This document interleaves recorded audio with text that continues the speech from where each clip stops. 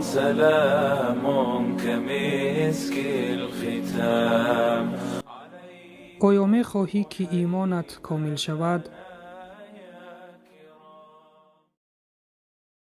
به نام عزت پاک با عرض سلام و ادب و احترام. آیا می خواهی که ایمانت کامل شود؟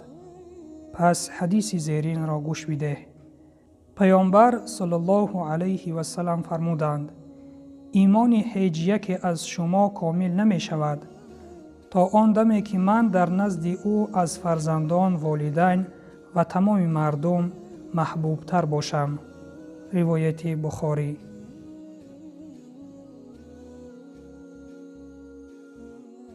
پس برادر و خواهر ایمانیم، تا آن دمی که ما پیامبر را از خود، از فرزندان، از والدین، از تمام مردم بیشتر دوست نداریم، ایمان ما کامل نمی شود. پس با دوست داشتن پیامبر صلی الله علیه و سلم ایمان خود را کامل کنیم.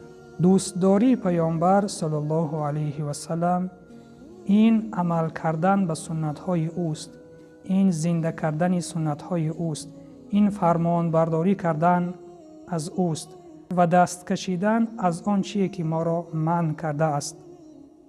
و سلام بر آن شخصانی که راه هدایت را پیش گرفتند.